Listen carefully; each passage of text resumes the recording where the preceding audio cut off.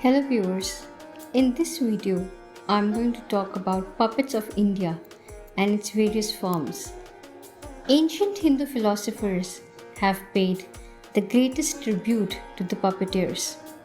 They have believed God Almighty to a puppeteer and the entire universe to its puppet stage. Srimad Bhagavad, the great epic depicting the story of Lord Krishna in his childhood, say that with three strings, Sata, Raja and Tama, the god manipulates each object in the universe as a marionette. In Sanskrit terminology, Putalika and Putika means little sons.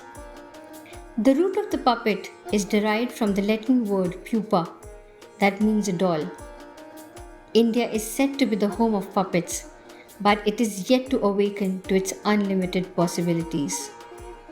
The earliest reference to the art of puppet is found in the Tamil classic Silapadikaram, written around 1st or 2nd century BC. So let's now study the various types of puppet forms we find in India. They are basically categorized in 4 forms, that is string puppets, shadow puppets, rod puppets and glove puppet. Well, string puppet in India has a rich and ancient tradition of a string puppets or marionettes. Puppets have joint limbs controlled by the strings, allow far greater flexibility and therefore the most articulative of the puppets. Rajasthan, Orissa, Karnataka and Tamil Nadu are some of the regions where this type of the string puppet is found majorly. So let's know what these string puppets are known as in different states. So in Orissa, it is known as Kundhai, as you could see the attire of the puppet which is shown here in the photograph. So this puppet is made of a light wood. The Orissa puppets have no legs but wear a long flowing skirts. They have more joints and are therefore more versatile, articulative and easy to manipulate. The puppeteers often hold a wooden prop triangular in shape to which the strings are attached for the manipulation. The costumes of the Kundhai resemble the worn by the actors of the Jatra traditional theatre. So many times we would see that even the puppet forms or the attire that will be worn by the puppets are basically picked up from the theatre form of that particular region. So right here basically the way the theatre people from Jatra they dress up themselves. So similar is the attire of the puppet which is designed here. The music is drawn from popular tunes of the region and sometimes influenced by the music of the Odissi dance. So in Rajasthan, there's quite a popular puppets form which is known as Kathputli. Right? They are carved from a single piece of wood.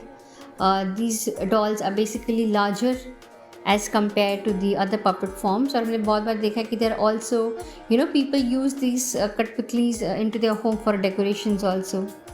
So in attire se you would come to know that they are Rajasthanis, the headgears that are wearing, the dresses that they are wearing. So that would be, you'll come to know they are a form of a Kathputli, right?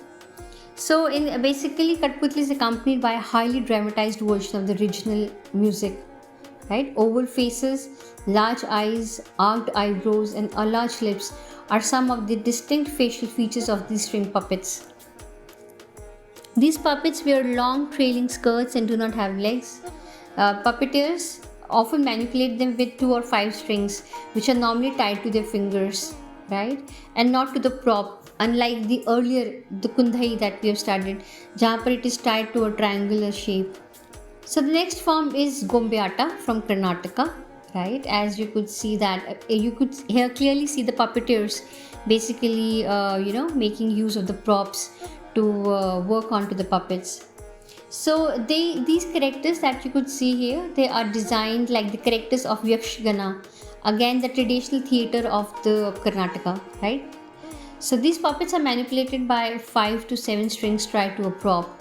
Some of the more complicated movement of the puppets are manipulated by 2 to 3 puppeteers, depending upon what are you depicting from your puppet show.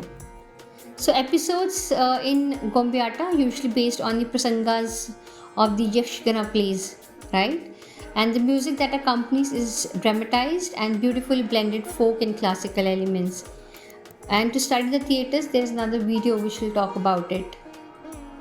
So the next form of puppet is Bommalattam from Tamil Nadu, and this form is a combination of the rod and string puppet, right?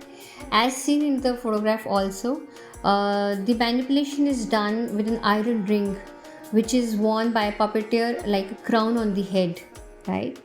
A few puppets have joint arms and hands which are manipulated by the rods.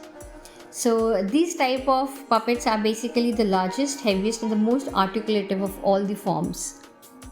So a puppet from the Bommalattam may be around 4.5 feet in height and normally weighs around 10 kilograms.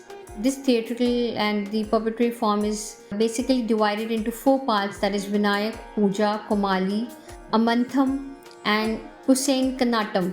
So let's talk about another form that is known as a shadow puppets. So India has a richest variety of types and styles of shadow puppets. So they are flat figures. They are generally cut out of leather, which has been treated to make it translucent. Shadow puppets are pressed against the screen with a strong source of light behind it. The tradition of the shadow puppet survives in Orissa, Kerala, Andhra Pradesh, Karnataka, Maharashtra and Tamil Nadu. And we have seen these sort of puppets being used into the stage shows, during the events, during the awards and so on and so forth. So the next form of the shadow puppet is say Thogalu Gombiata from Karnataka. And these puppets are basically smaller in size. Right? The puppets, however, differ in size according to the social status. For example, a large puppet cutout is used for the kings and religious characters, whereas the smaller cutout of a puppet is used for the common man or servants. Right? So in Andhra Pradesh, this shadow puppet is known by the name of the Tholu Bommalattam. Right? And these puppets are basically larger in size and have joint limbs, shoulders, elbows and knees. They are colored from both the sides. That's why when they appear onto the screen, right, they appeared colored in nature. The music is dominantly influenced by the classical music of the region, and the themes of the puppet shows are majorly based on to Ramayana, Mahabharata and Puranas. So in Orissa, again the puppet form of the shadow puppet is known as the Ravanachhaya. Right, and these puppets are basically they are in one piece and have no joint limbs. Right, they are not colored, hence they throw the opaque shadows onto the screen. Right, the manipulation of these puppets requires dexterity because there are no joints. Right, so these puppets that you see, right, the cutouts, that they are basically made of a deer skin and are conceived in bold dramatic poses. Right. Apart from the humans and animals characters, they also have cutouts of say trees, plants, mountains, so they can be depicted in a well seen when they are thrown towards the sheet, right, for the shows. So although the Ravanachhaya puppets are smaller in size, right, so they're basically not more than 2 feet in size, right, and they create very sensitive and lyrical shadows. Okay, so the puppeteers each holding one puppet, right, they different puppeteers are basically used to handle the different shadows, right, so that because when they are also moving along with depicting the other say the shadows, so there is a movement of lyrics and dance towards the shadow puppets. Right? The third category of the puppet form is the rod puppets. Right, so rod puppets are an extension of glove puppets, but often much larger and supported and manipulated by the rods from the below the stage or from below the surface area. Right, this puppet form is basically popular in West Bengal and Orissa. In West Bengal, these rod puppets are known as the Putul Nautch. Okay, as we could see in the diagram and the photograph which is being used. So the Putul Nautch is basically carved from the wood and follow the various artistic styles of the particular region. right? So these puppets, which are exactly the rod puppets, are 3 to 4 feet in height, and basically the characters in these puppets are, they represent the Jatra, theatre form of the state, right? So the characters are dressed in the same way. And these puppets generally have 3 joints, right? They have joints in the head and at the neck, and the both hands are also attached, and to the shoulders, right? So a bamboo made hub is tied firmly to the waist of the puppeteer, on which the rod holding the puppet is placed, right?